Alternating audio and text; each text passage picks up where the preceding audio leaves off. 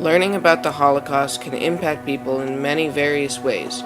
For me, it is a very meaningful experience to go through. As I made my journey through learning about the Holocaust, I documented my own thoughts on what we learned that day in class.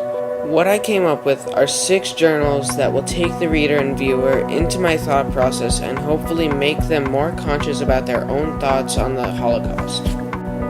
Journal entry number 1. Dear Journal, today we examine the creation of the other and the in-group. By looking at primary and secondary sources, we analyzed how these groups actually came to be and for what purposes. As I try to connect these ideas to more modern situations, I reflect on the words of Eve Shalin, a high school student who explained, "I was one of those 2 or 3, the outcast others, though I don't know why." She was a perfect example of the other, while the more popular kids in her school were the in-group. The Nuremberg laws distinguished what it meant to be a citizen of the Third Reich. These were the first things we learned about the Holocaust and would set the foundation of what we would be learning about for the next 20 days. Journal entry number 2. Dear Journal, we have just learned about Kristallnacht, the night of broken glass. This was a really key event leading up to the ghettoization because it was the first all-out attack on the Jewish people. It took place all over Germany and parts of Austria that were controlled by the Nazis on November 9th and 10th in the year of 1938. The terror lasted a full day before ending and took over 1,000 Jewish lives while burning down their stores, homes, and synagogues. Thinking about what happened to the Jews of those Jewish communities, it makes me frustrated to know that the Nazis were just taking out their anger towards one Jewish boy by punishing the whole people. Journal entry number 3. Dear Journal, today we focused on ghettoization and how hard times were for the Jews in the ghettos. I sat, amazed at their willingness to live even with the harsh conditions that the Nazis provided them with. The Nazis took different parts of the cities, built walls around them, and put all the Jews in that confined area. The amount of Jews in a single ghetto ranged from 3,000 to 400,000.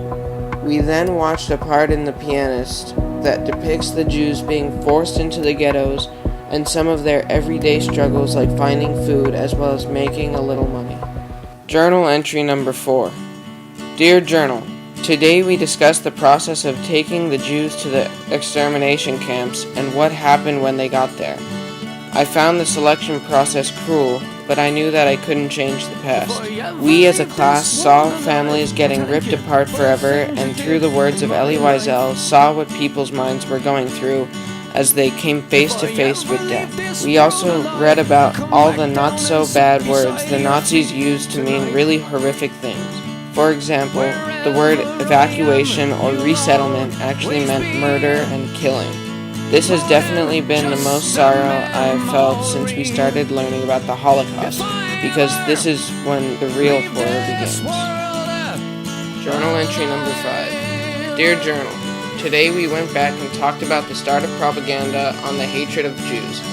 First, we read a child's book called The Poisonous Mushroom, which described the Jews as evil.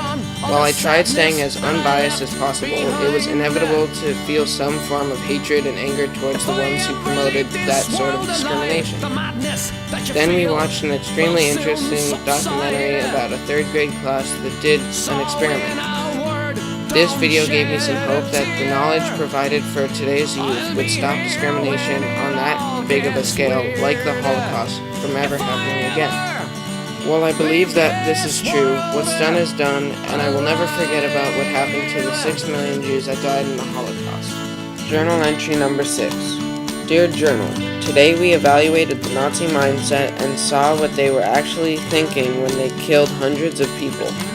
We read a few interviews with former Nazi members that described their role in the Holocaust from their own perspective.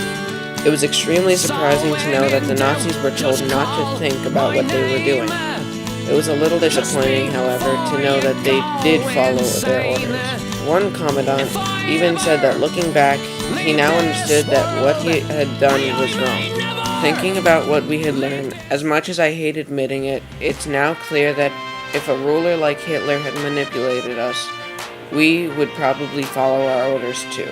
In summation, through writing the past 6 journals, I have shared my feelings towards learning about the Holocaust. I know that I can't go back in time and change what happened, so this video will hopefully prevent anything like it from happening ever again. Hopefully, it will also inspire someone else to think deeper into the tragic events that happened.